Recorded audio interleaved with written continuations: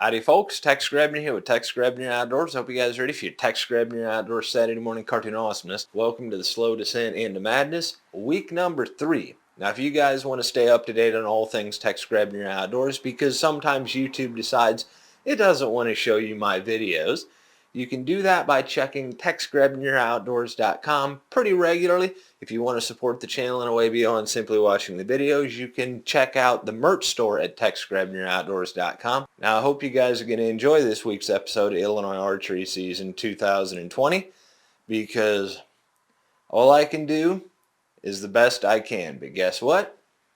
Growing up a fat kid, my best wasn't ever good enough. So even if I'm not super good about waking up very early in the morning, I'm always excited to get out and go hunting. Of course, most of the time I'm staring at my ceiling in the middle of the night, so excited about going hunting, but I can't actually fall asleep to get up and go hunting. Like I've said before, it's one of those if I don't stay up, I won't be up kind of scenarios. It was cold, but not quite freezing, so there was no frost yet. It was windy, and the wind was actually out of the right direction for this stand at the base of the ridge. Of course, about mid-morning, a buck came down the ridge behind me, out of the cornfield. I had no shot.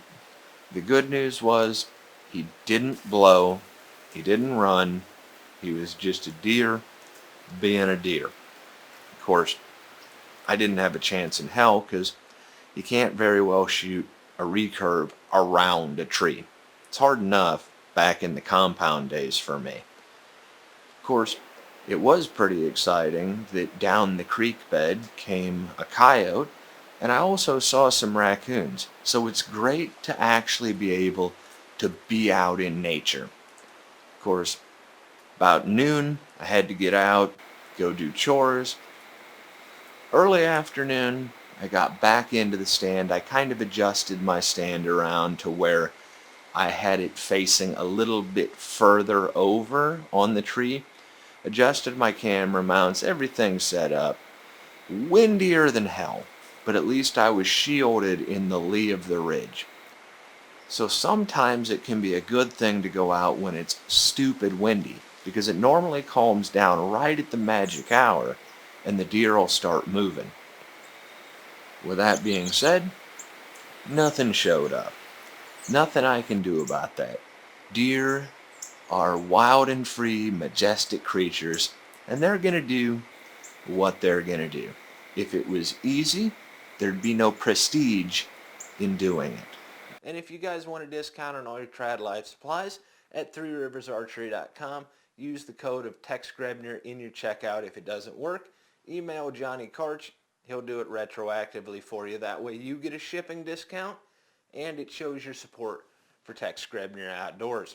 To everyone's surprise, especially my own, I actually got into my stand well before first light. And in that darkness before dawn, that is the greatest time of all, because that is when a hunter's dreams and fantasies can live.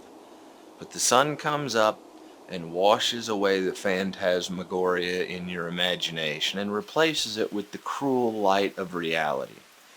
Now about mid-morning, a doe was skirting the base of the ridge and walked right by a stand that I wasn't sitting in, because I guessed wrong in the high-stakes game of whack-a-mole.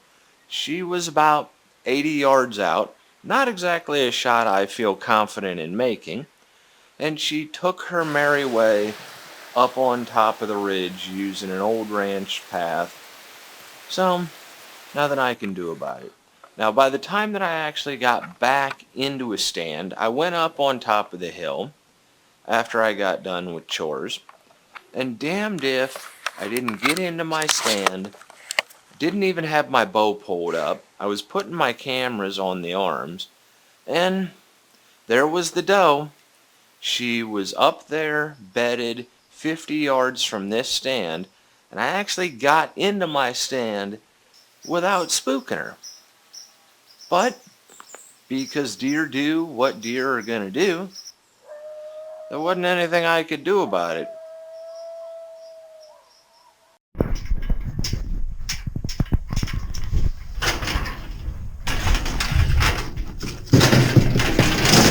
I love it. I love it when people say this.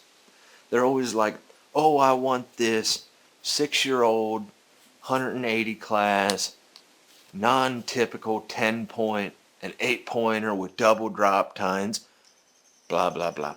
Meanwhile, on the other side of things, you got traditional bow hunters or people like me where it's like, well, I'd really love a non-typical 10-point, but, you know, I'll take the first thing dumb enough to walk within 15 yards of me that doesn't still have milk on its lips.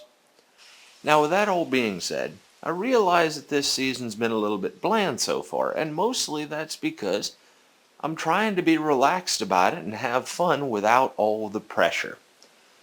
Now, another funny thing is, about this time of year, everybody starts attacking my credibility based on my kill count and my past.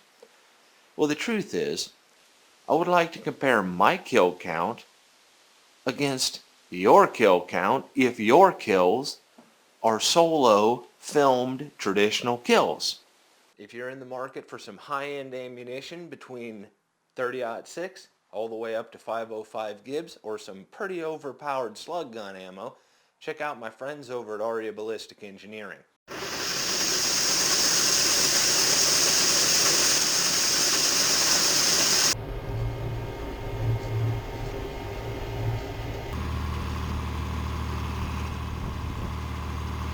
I've kind of been fixating on this stand because eventually something's going to walk in front of me because the deer will funnel down on the tractor path on their way up to the cornfield. Starting to get a little bit more excited, a lot more crops are coming out, and I actually got 2 full hours in the stand because it was raining toward the tail end of the day. Now it's always a squirrel until it's a deer. And Wile E. Coyote is my spirit animal, so while the most likely trail is the one right in front of me, a deer came up behind me, and not to get into the tree saddle debate, but when it came in on my right side with my camera mounts in the way, it didn't matter if I knew it was there or not. There wasn't a damn thing I could do about it, because that's just the way that it went. Now I know that it's really hard for me to convince you folks that I'm actually good at what I do, but if you go back to the very beginning, you can see I've come a long way. Of course, failure is a much better teacher than success. So by the time that I finally am successful, I should be really good at what I do because I've done so much learning along the way.